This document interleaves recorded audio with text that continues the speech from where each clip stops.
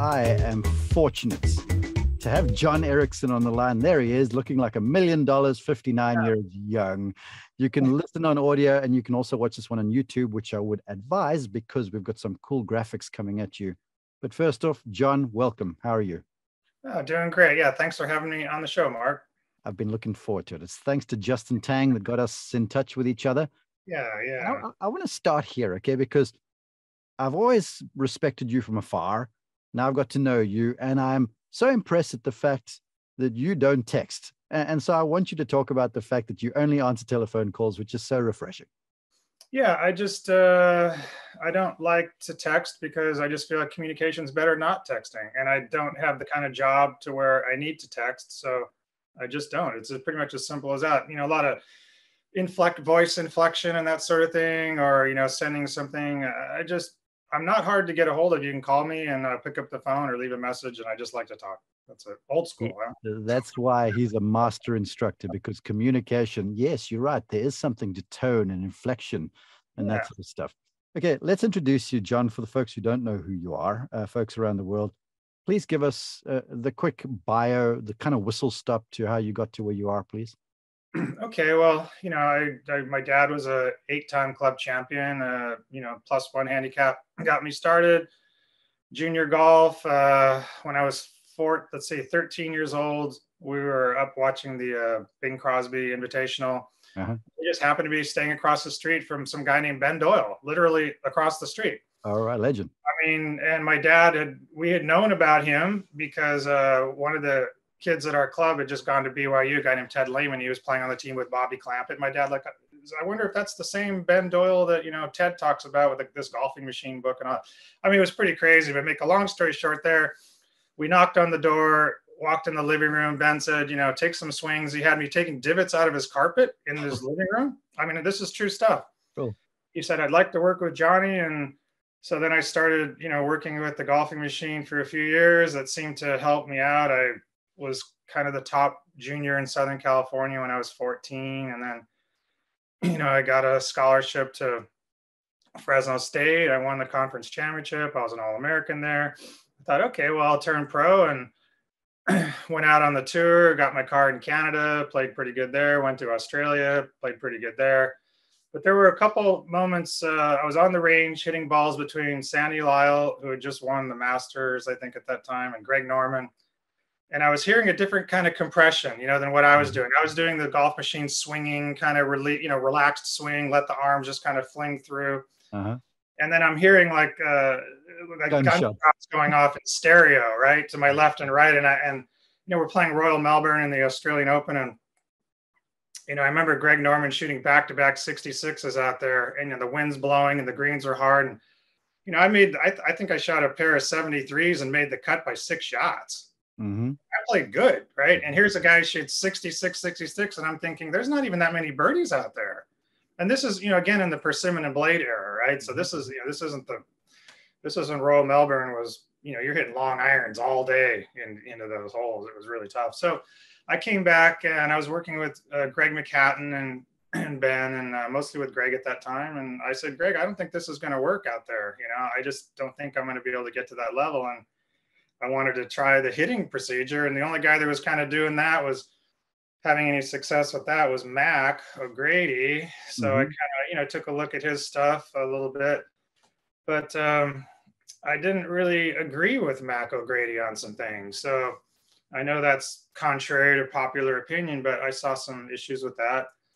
And so I just realized I'm going to have to teach myself. So back then, there was no internet, and I had to study, films. We would get videotapes of, it was kind of like trading baseball cards or something. There was a guy, hey, I got a tape of Ben Hogan from 56 or whatever, we would so I started, studying and really looking at it and trying to figure out, what was going on. And I saw something really, really different that was going on in the great players. And then I also realized that I wanted to explain why these bad golf swings were shooting 64 and winning tournaments.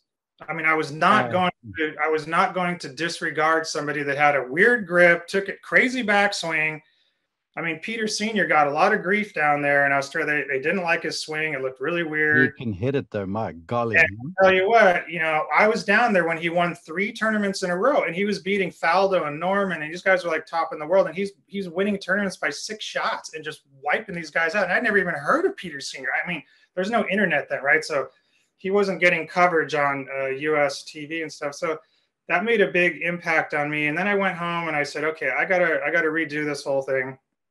And I went to Greg, and he just kind of said, well, you know, blah, blah. He didn't really give me the answers that I wanted to hear about hitting. He didn't really teach hitting procedures. And the golf machine was more about driving the right arm, hit with the right arm. And I'm seeing a guy like Hogan with the right arm staying bent the whole time, all the way through the strike and around.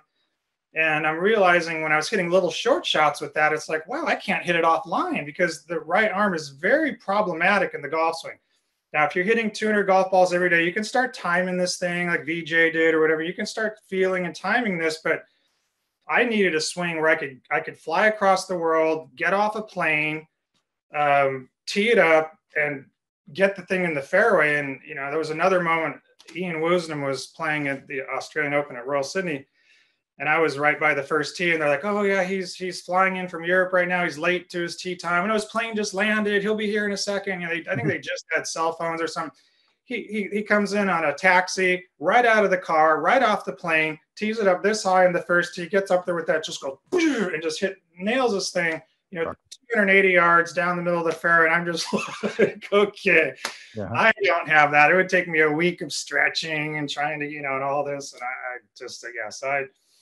I just realized I had to change. And then I just I tried everything, experimenting. I had the open-mindedness from the golfing machine, the think outside the box kind of thing.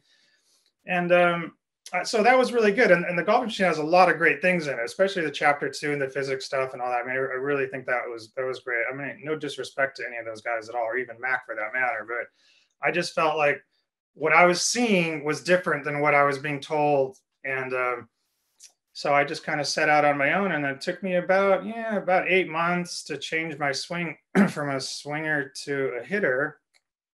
And then, you know, not long after that, I went out on the Canadian tour and I won the Windsor Charity Classics, broke Mo Norman's tournament record, shot 17 under, never was on a par 5 and 2 the whole week. So those were all earned birdies. You know, in that sense, you know, this is again, Persimmon and Blade era. And, I only missed 4 greens in 4 days. Wow. Okay. You know, that's pretty good, right? So I just kind of thought, well, this seems to be working. So I just kind of went with that. And then I played a little bit longer. And then, but I realized I didn't putt. You know, I know we all say they never putt good enough, but, you know, give you an example. When I won there, I was never under 30 putts. I mean, when's the last time somebody won a tour event and wasn't under 30 putts any of the 4 rounds? I mean, I might be the last person to do that. It does. Trust me, I work out there. It doesn't happen often. I mean, last week at Fort Worth, Scotty Scheffler gained just under 16 strokes in the field, ball striking wise, but couldn't hold it from anywhere. And he didn't win, but it just shows to you, look, you can strike the heck out of it, but you have to putt to yeah, you do. It's very hard to win on just ball strike. I mean, Mac did it a couple times. He was a terrible putter. You know, he'd be the first to admit it, and he was able to win, you know, just with sheer ball striking on a good week. So yeah, it can very, very hard. And the other thing too that people don't realize is that in the older eras, when the greens were bad, it's kind of more of a ball striker's game that way, because the good putter is still going to make more putts than me, but he's not going to make as many. Yeah. You know what I mean? He's not going to make every putt inside 20 feet all day long. They're going to miss some putts because of the bumps. When a good putter hits a little bit offline on a good greens, it's gone. But for me on bad greens, if I hit a little offline, it might kick and go in. You know, I mean, I always felt like there was a chance.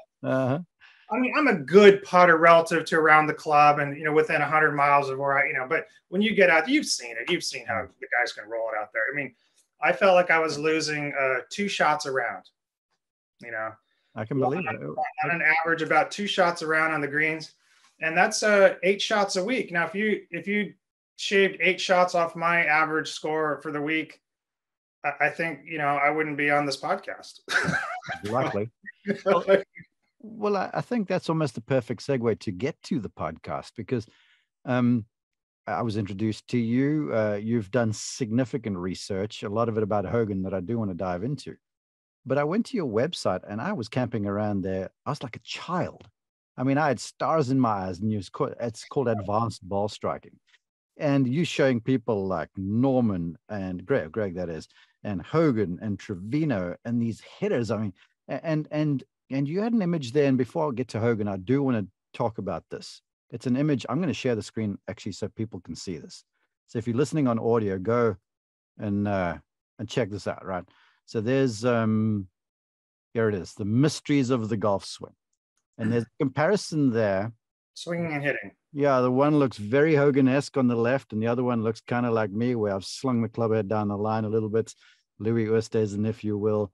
And talk about the difference between hitters and swingers. So if folks go on YouTube, they can check this out. I want you to tee us off with what you see the difference is between the swinger and the hitter, because you told us, you know, I used to swing the thing straight in the left arm, the right arm at it. And then I started to become a hitter, where you described the Hogan image, which I've talked about before. So let's please go there. Okay, so swinging is the idea that, well, all right, let me just backtrack here. There's two objectives, only two things that you're going to be doing hitting a golf ball. You're either going to be, the shaft is going to flex at transition. You're going to have this big flex, and then you're going to time the unflexing or the straightening of that shaft to an inline position hitting the golf ball. So that's when you see like the long flowing swings where they're very rhythmic, you know, the Fred Couples kind of, you know, smooth, and it's this kind of thing. So those are swingers, and the right arm is very relaxed, and it's just going to let go. It's just going to release and straighten and move through, and the hands, you know, typically just going to kind of roll over like this. Yeah. And that's all the relaxed kind of thing. And that's how I was taught, and that's how I played through college golf. Mm-hmm. And now a hitter, the objective would be to load the shaft and be able to maintain and hold that shaft flex all the way to impact to the strike. So now you're not only hitting it with just the club head that's sort of like on a string, like a swinger, when the shaft really doesn't have a lot of effect. But when you're holding shaft flex, now you're hitting it with the whole club. You're hitting it with the head. You're hitting it with the shaft and even into your body, right? Mm-hmm. It's like if I took a 2x4 and I whacked something, I mean, you're going to feel the whole board hitting you, right? Yeah, exactly. And so that was what I was hearing in stereo. I was hearing hitters and great hitters, world-class stuff. And I wasn't doing that. I was a swinging thing, and it was a different sound and a different thing. Now, given that, you know, as a pro and you're out there hitting 200 balls every day and you're playing all the time, you can learn to time that stuff, obviously. And there's been a lot of great swingers and a lot of, you know, Jack Nicklaus for a very swingers release, you know, probably greatest of all time or whatever. It can be done, but I think it's much more difficult. It's a more difficult way. And when I think of like Trevino as a hitter, that frozen right arm coming through, and he went real steep with the shoulders, so he lost a little bit of power that way by not going level. Interesting, as he got older, he started to level. Yeah. Mm-hmm. But keeping that right elbow, and then he kind of put the ball back and hit kind of a push block thing. But that elbow was very stayed bent, and the torso accelerating to keep stress on the shaft. If you can scroll down, you can see the next picture of Hogan just below, where you can see he's holding shaft flex here. You can see that shaft is flexed back, right? God, that picture is so sexy. And for the audio listeners, this is a picture where Hogan's kind of coming at us. If he was if you were watching in a gallery, you're looking at him sort of at his lead foot, he's hitting past you, and you can see the chest, the hips opening up. You can see the weight shift, the distribution into the forward heel. Yeah. The knuckles are turned down, which I love in the lead hand. But you can see the shaft flex, and there's all sorts of face presented here. It's not like the toe is trailing, where, and Bradley uses one of your proteges, and he's talked about the 430 position and hitting a bag all the time. But I find that gets so misunderstood because people start pulling on the golf club as opposed to really rotating the body. Does that make sense? I'd like you to unpack that for me. Yeah, well, you know, Homer Kelly in the golfing machine, you know, would say, you know, you're either pulling or you're pushing. But I would disagree with that, because I think I can hold something. If you gave me, let's say I put a brick in my hands, I can be moving it with both my shoulders. Like, you know, I can be pulling and pushing at the same time. And I think that's consistent with what Hogan was saying when he said, you know, he wished he had, you know, 3 right hands, but then he also said he wished he had 3 left hands too. So, you know, you're talking about, and you can see he's almost grimacing on his face. I mean, this isn't like some easy, kind of free swinging, kind of thing. I mean, he's hitting that thing, but he's hitting it with the core, with the body, with the pivot rotation. Mm-hmm. Now, here's the thing. You're going to lose a little bit of distance with this frozen right arm kind of thing, a stable locked up elbow going through, because this is a power source, no doubt, right? Mm-hmm. There's a good power source, but it's very problematic because as soon as you start straightening the right arm, you get the toe of the club gets very active. You get a lot of roll going through, and you bring a huge timing element into it. Doesn't mean it can't be done. You can time it, but I think over the course of time, you're going to be more consistent and have better contact as a hitter and keeping that right elbow frozen. Now you have to substitute that with an increase in torso rotational speed post-impact, because to hold shaft flex and acceleration, you have to forget about the ball. It's incidental. You might as well not even be there. And that ball is just in the way of this rotation that's picking up speed, okay, and rotating fast. And the ball is just in the way getting hit, okay? People say, well, oh, once the ball leaves the club, doesn't matter. No, it matters. It matters a lot, because the golf swing is something that's from the start to the top down, all the way to the finish, and all the way to the finish. I mean, if there's a secret, I don't really like the Hogan secret thing. I think it's kind of nonsense. But if I had to say that there's one most critical thing that he does, it's his rotational speed post impact. And you watch how far that left shoulder rotates fast and how fast it is. And when you see that kind of floating, kind of extended look that Hogan has into his finish, that's created by dynamics. It's not throwing the right arm and trying to have an extended finish. That's created by the left shoulder is moving faster than the left hand, faster than the club head, and that's what's creating that. It's done dynamically, and that's where all the confusion goes on, interpreting like Hogan's kind of swing. I'm so glad you said that, because look, as a young kid growing up in South Africa, like you say, you didn't have the internet. Well, we didn't have golf magazines basically, and I got hand-me-downs and beta cassette tapes and stuff, and I was basically, I got to meet him thankfully in the end. I lived and breathed John Jacobs' Practical Golf, and I read the Modern Fundamentals cover to cover, front back, all the time. And there were so many illustrations that me as a left-hander tried to copy, and I led the shaft too much. I sort of pulled on it being a left-hander, and I was trying to create what I saw out of Hogan by pulling on the handle instead of rotating the body. And man, did I become someone playing into the wind. I'd lean on this thing, block him off to the right. You could set your wristwatch on me hitting a block under pressure, where the power of Hogan would start the thing straighter and have it fade. So I'm so glad you would say that, because so many folks are trying to slow the shaft down. They're not rotating their lead side out of the way faster. Does that make sense? But the key to what Hogan did, I mean, just it's a unique technique, and to the strike, what he's doing here, then and you're not going to be throwing the right arm at it, then what you have to do is you have to delay the rotation of the torso on the downswing. So what Hogan did is he set the hands early, and you have to set the hands early. It's fairly kind of complicated to get into the biomechanics of it, but you have to set the hands early so that you can trip the shaft and flatten the shaft at transition. You can't really do it as a late loader. And I was always a late loader. Bradley and I were both like me too. Yeah. Me as another one. I'm raising my hand. The idea was to load late and then to sling that thing in towards the body on the downswing and compress the shaft in. What you do is you over accelerate, you over stress the shaft, and you can never maintain that shaft flex all the way down to the impact. And then the shaft ends up kicking and releasing too soon. What Hogan was actually doing, he was actually taking pressure off the shaft at transition, the way that he flattened the shaft, but by using more of the lateral move, he was able to save his rotation. So he was able to go back, he was able to move laterally, save the shoulders and the hip rotation, get the club down into the right hip pocket, and then very, very late, whoosh, everything just turns. And to be able to move the acceleration rate, I'm not talking velocity, I'm talking acceleration, increase the acceleration down towards the strike. And that's really what he was doing in a lot of the, some of these other great strikers. Yeah. To do. Not everybody's really velocity focused now, but what you really want to, you could have 120-mile-an-hour club head speed and no acceleration. In other words, if you're 120 miles an hour 2 feet before impact, and you're 120 miles an hour at impact, zero acceleration. Yeah. So you'd rather be, 118, 119, 120, right? You've got some acceleration coming into the strike. And as soon as the shaft releases, as soon as that shaft goes in line, then acceleration has reached zero. And you're no longer accelerating. Doesn't mean you can't hit it far. You could, annihilate the golf ball with 130 mile an hour or whatever swing speed. But what the acceleration does is it puts pressure specifically in the right hand against the shaft this way. And this is where you can feel where that club face is at. Mm-hmm.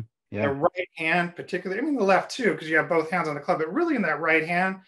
And when you're pressuring that shaft through the strike, it gives you an awareness of exactly where that club face is. And that's why these guys are able to hit the ball just laser straight every time. And we're not seeing that as much now in some of the modern swings because very velocity. But when you see a guy hitting it 30, 40, 50 yards offline, obviously he's not feeling where the club face was, or you wouldn't be doing that, right? Yeah, well, I'm glad you bring that up, and I want to camp there a bit further. There's two about images, because I've opened an image here on the screen for the folks watching on YouTube. My favorite image. Yeah, I knew you'd love it. Oh, I loved it too.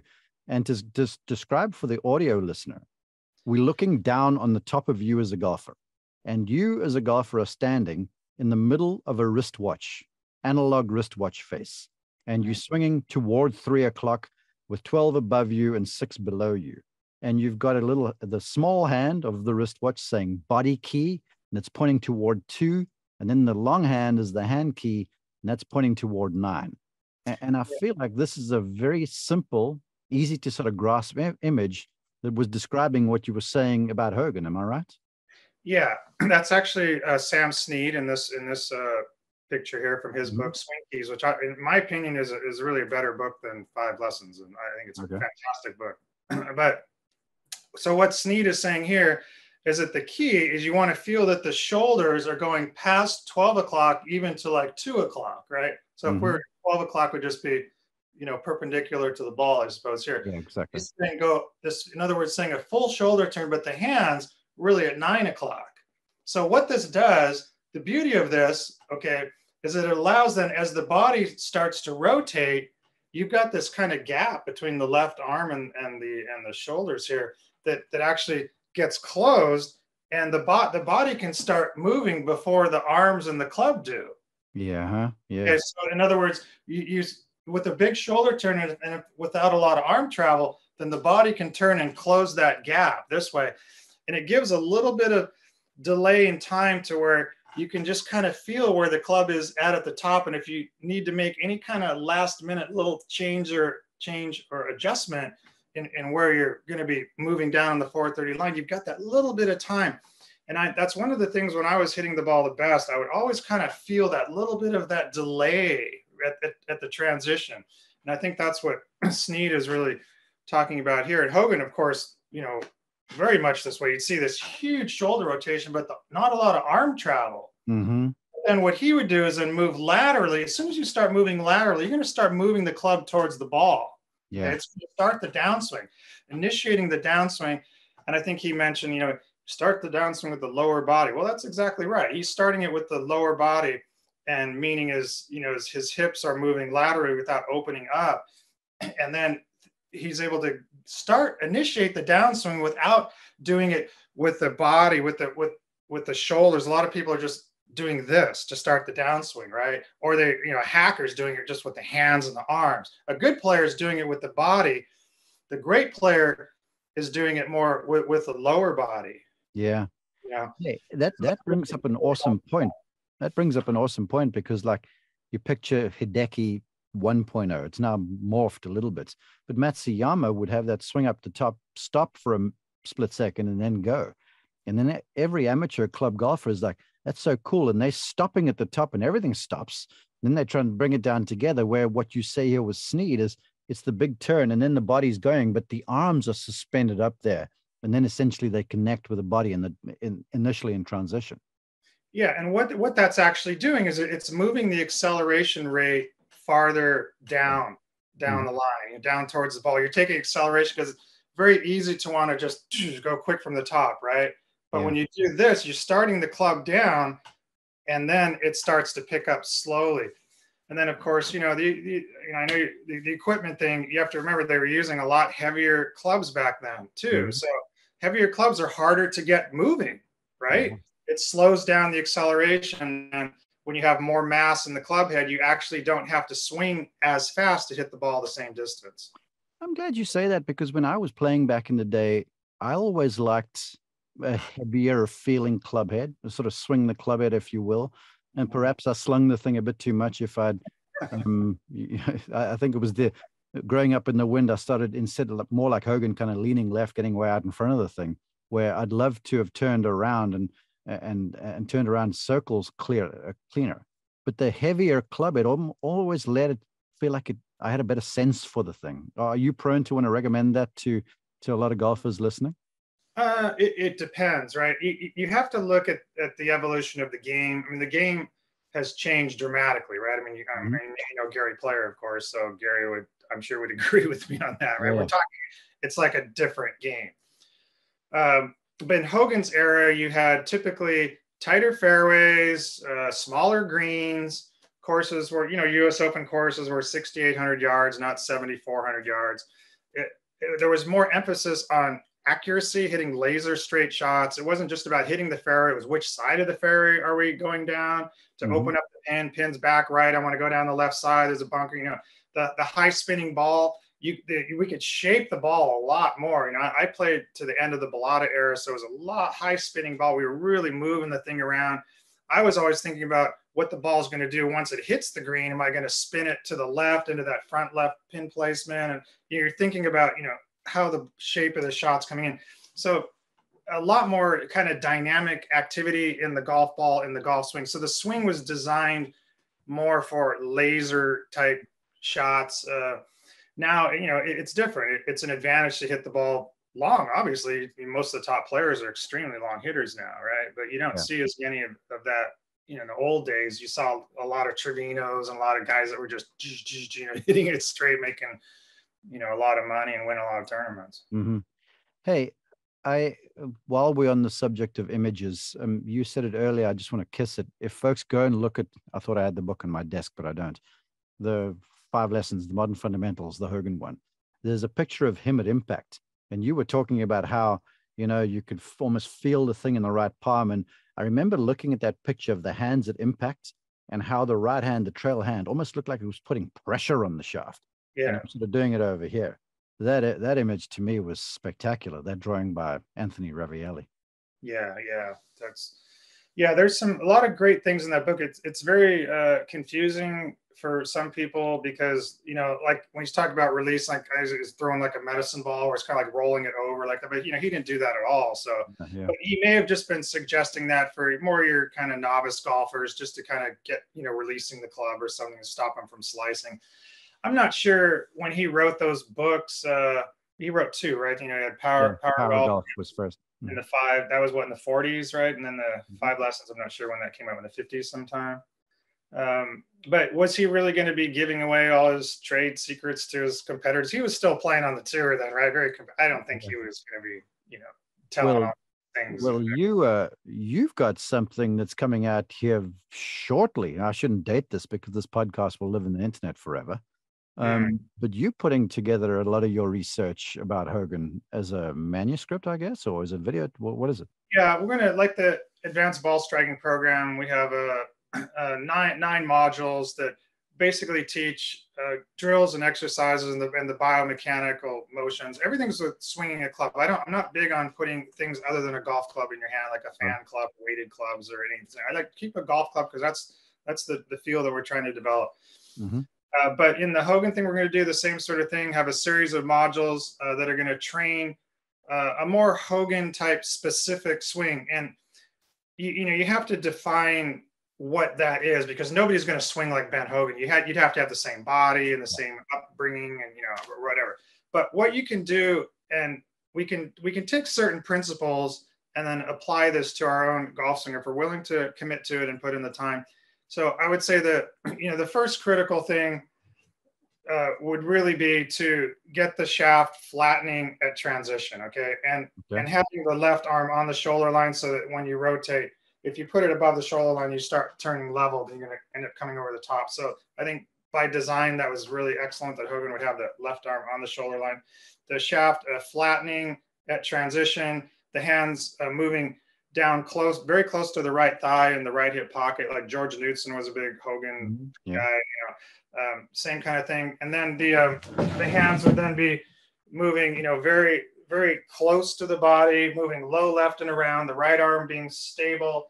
And then the lateral move, allowing for this to happen on the downswing to what I call kind of tripping the shaft at transition, moving laterally, saving the torso rotation, hands moving down to the right hip pocket, moving low left and around through the strike, and then up into that, beautiful extended finish that's created by a very vicious rotation of the torso to keep the left shoulder moving ahead of the hands. And it creates that kind of what I call vapor trail. People see that, they go, oh, if I just mimic that, if I can just do this, but they're not doing it like this, not doing it because of, so we cover all those things and then, train towards that. And I believe that it's a methodology that can be taught. I wasn't really sure for a long time because I'm the farthest thing from a one swing kind of guy in the advanced ball striking. I mean, every kind of backswing, I've seen guys take it up like this and take it over here and all kinds of grips. I've seen guys grip it like this and all this sort of thing. And we're good with all of that in the ABS module program. So that really would cover all of the great hitters through time. I do focus on the hitting technique because I do believe that it's better for everybody, in my opinion. Well, the impact bag is something I love. But before I get to this image of the fulcrum of the golf club, and acceleration is not just a concept, it's a leveraged imperative, you're right, yeah.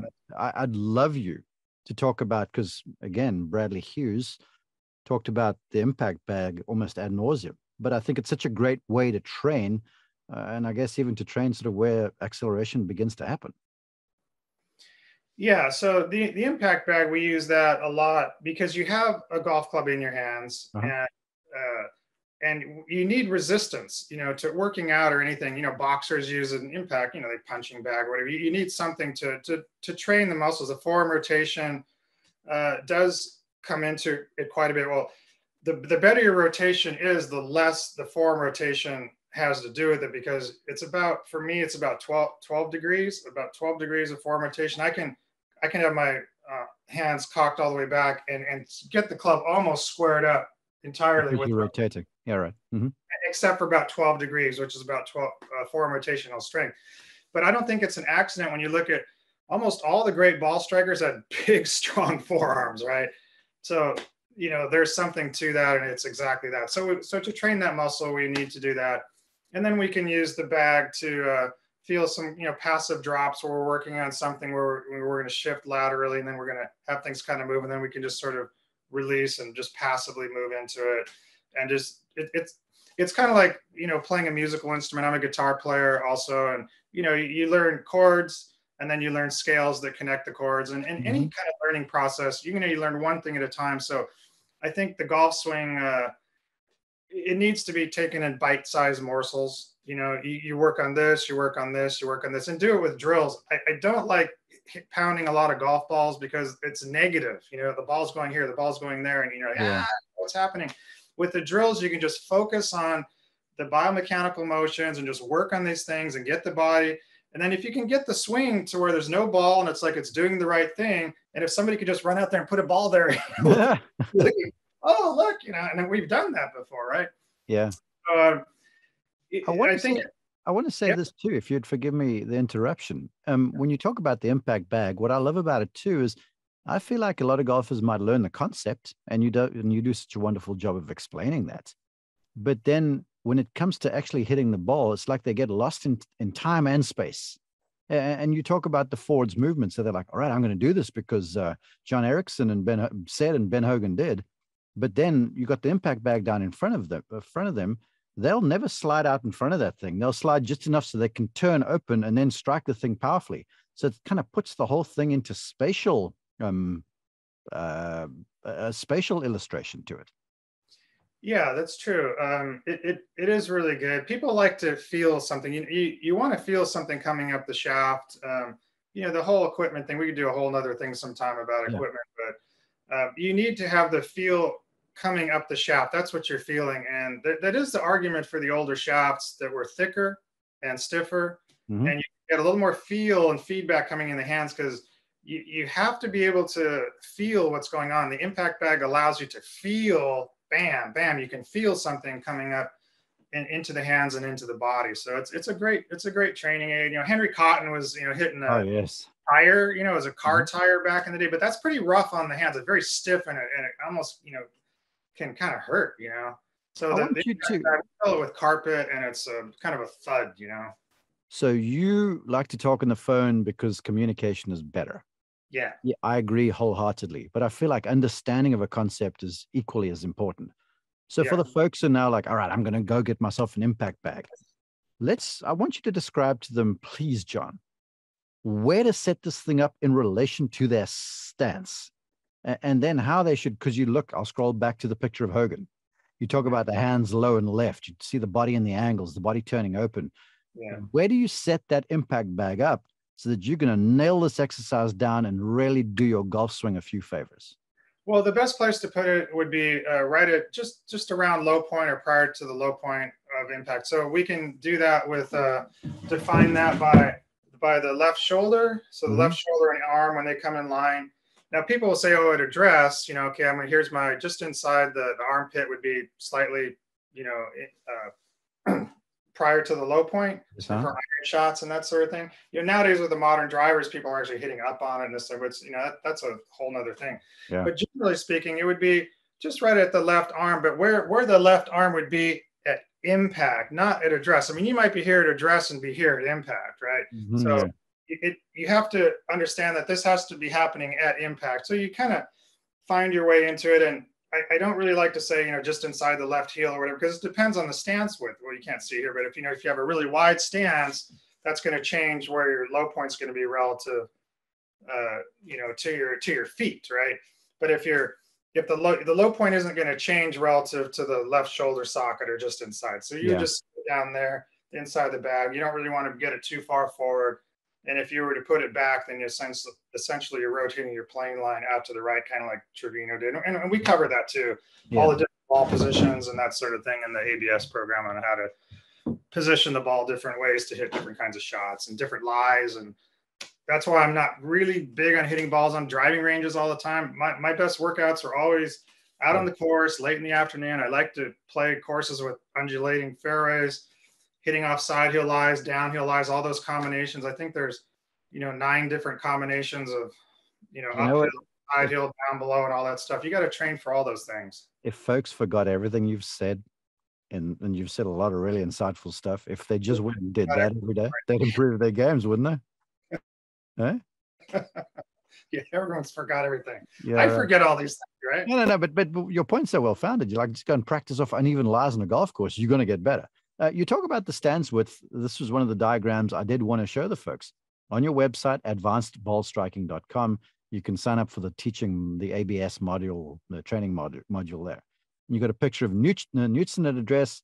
There's, looks like Mo Norman, I guess. Ben Hogan and Lee Trevino. And these guys all have wide stances. So talk about that some. Okay, so yeah, the old way, again, was the wide stance because it allowed for more weight transfer, okay, back and forth. So also it gives a better structure. I knew Mo quite well. I I studied with Mo on the Canadian Tour. I got to know him pretty well. And one of the things Mo told me is he goes, my legs are like the pyramids of Egypt. He said, they're still standing, after, they're still standing, So he was making the point about structure. But so again, getting back to the wide stance, then what it does is it allows you to move your weight over to the right leg, and then you can transfer your weight, okay, to the left leg without opening your shoulders, okay?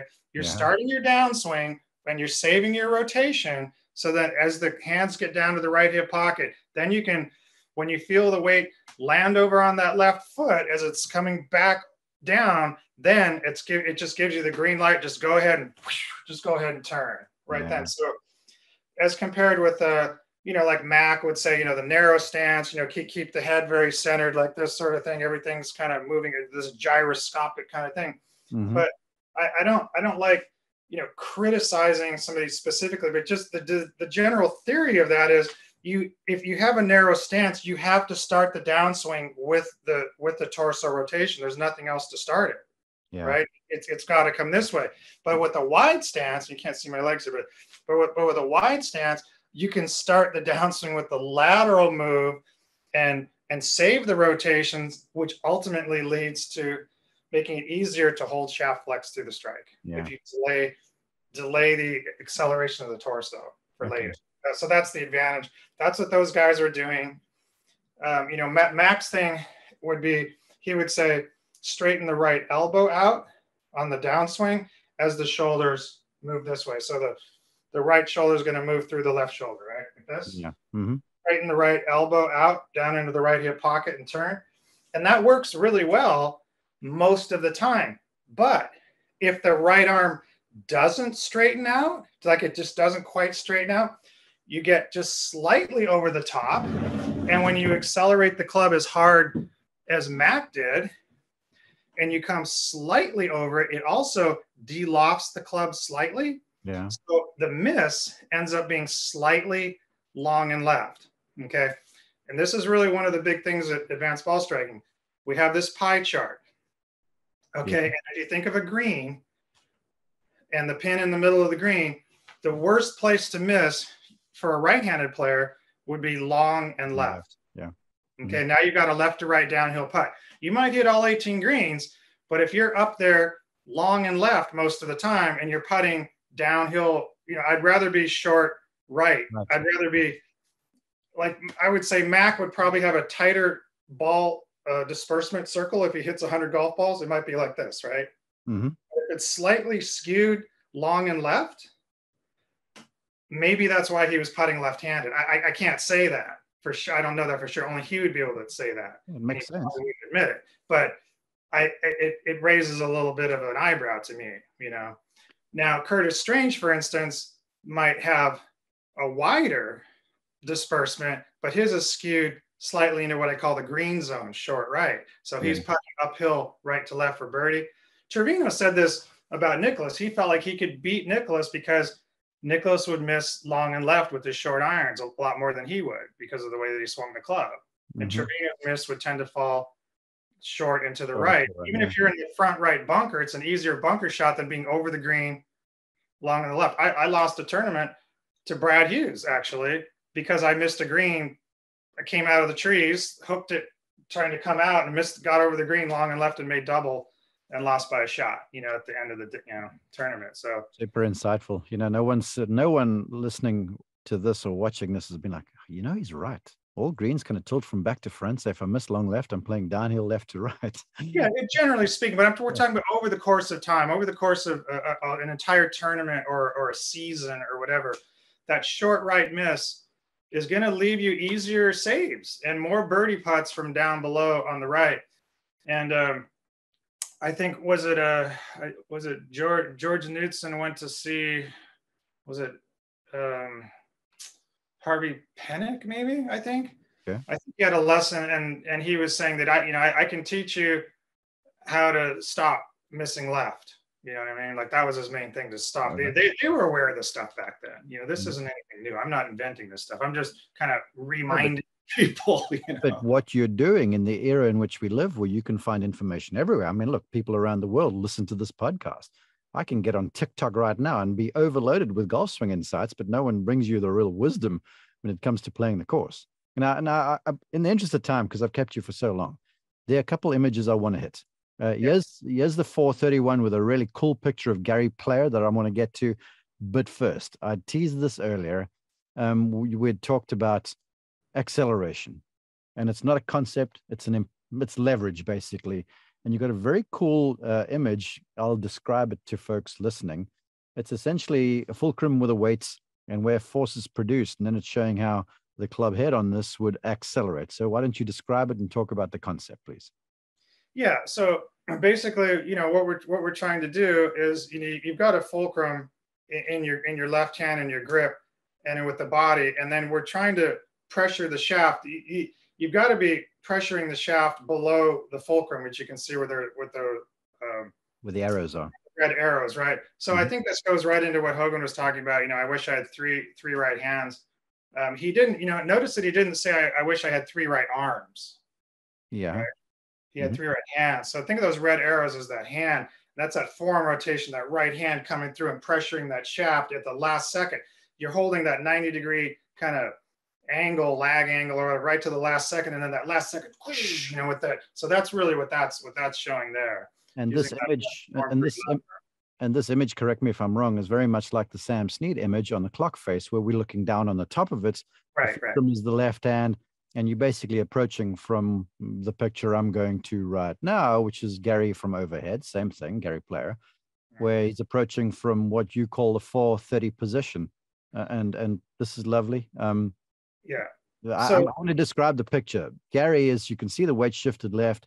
His head's behind the ball. The right elbow's by the side. You can see the right elbow still in its fold. The right wrist is still in its fold too. And the club's coming from that above the golfer view on the clock face.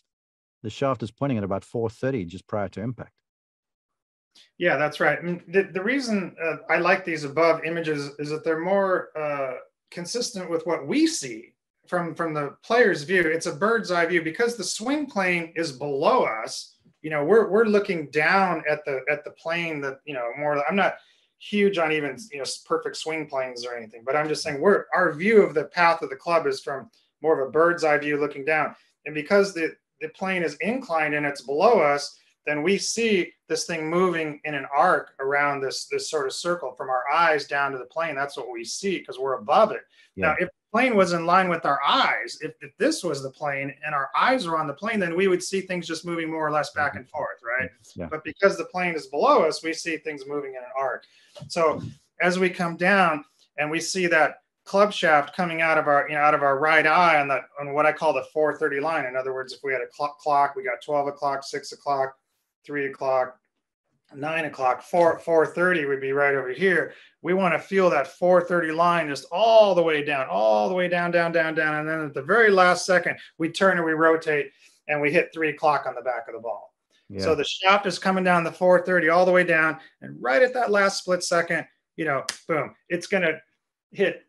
The golf machine guys would say, well, it's not exactly 3 o'clock. You're going to hit at 3:10 or whatever, just slightly inside because the ball leaves its separation or what. You want to get into that stuff. I don't like to. That's minutia. Not what we even need to be worrying about. Too much minutia. But I do want to say this because there's the two Gary pictures and what John has done with the image on the right-hand side. Again, audio listeners, go watch this on YouTube. He's drawn basically what looks like crosshairs right over Gary's heart.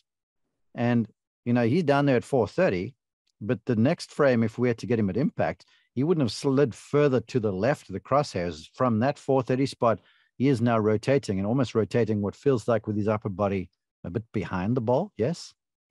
Yeah. And he's going to probably, people are taught, keep the head still and this sort of thing. But, if you watch Hogan's head, and I just posted on my YouTube channel last week, but the head's typically gonna move a little bit to the right on the backswing, right? Because the weight's transferring to the right foot. So you're gonna see that, especially if you got a wide stance. So the head, it's okay for the head to move a little bit this way.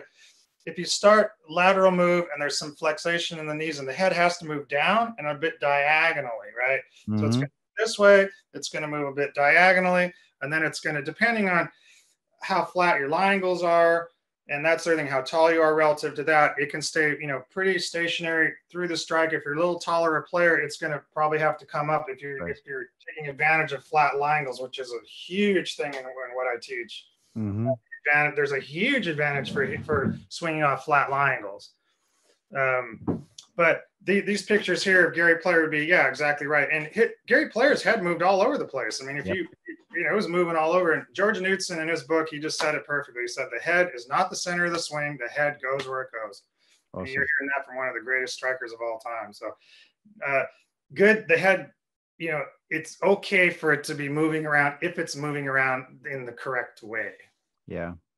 Hey, this has been tremendous. I feel like I've drank from the proverbial, fire hose. But really, I'm going to scroll back to the Hogan picture and just let you put a capper on this conversation. Sort of final thoughts, if you will, from John Erickson, please. Okay. The final thought I would have would be anytime you go for a golf lesson, whether it's from me or somebody else or anywhere on the planet, or you read a golf magazine or a video or YouTube or whatever, ask yourself this question. Is this instructional tip going to help me hold shaft flex into the strike? Okay. That's pretty much it. If somebody says, you need to take your grip and move it here or there, or you need to take it outside, you need to do this or ask the teacher and say, how is this going to help me hold shaft flex into the strike? And that teacher should be able to then lead you down and say, okay, because this, and then this is going to happen, take you down the chain reaction, say, because, and that will ultimately do it. But if they can't tell you how that's going to happen, then, try it out and see if it helps you. But it really should. Everything should be focusing on this if you want to learn how to strike it in the most masterful way, holding shaft flex, pressure in the right hand, and then you'll be able to hit draws and fades in the most advanced way through adjusting the wrist cock intentions post impact. You don't have to change anything with the stance or downswing. I can draw and fade the ball with the same setup, same backswing, same downswing, and what I do post impact will decide where that ball is going. Simplifies, simple. Much easier to play golf that way. That's my final thought. That's it. I'm not saying anymore. Cut me off. Drop the mic. Okay, fantastic. But I'm going to ask you to do this. Please share the YouTube channel where they can find you. The social. Do you do social media? You don't do text messaging? Yeah. No, we're on YouTube. John Erickson is my YouTube channel. You can find me there. Be Better Golf. I did a big series with Brandon over there. There's like 12 videos that we shot here. Advancedballstriking.com. There's a link to the forum with all the information. It's Bradley Hughes has got thousands of posts on there. He's been my partner in this stuff for over a decade. We've worked together closely. We're great friends. And so advancedballstriking.com or forum.advancedballstriking.com to get directly to the forum. You can find us on YouTube. We're also on Instagram. There's Advanced Ball Striking on Instagram. There's some stuff there too. So that's where we're at. We're out there. We're around. Folks, I follow all of them. I know Bradley well. I'm getting to know John very well. You can always on the PGA Tour get a barometer, like a reading for who's doing good stuff, because PGA Tour pros can sniff out charlatans very fast. And Bradley's, the teaching stable's growing because he and John are putting out this great stuff. So thank you for joining us, John. Thank you for all your insights. I appreciate you, man. Yeah, Mark, great. Thanks for having me on, and we'll see you down the road.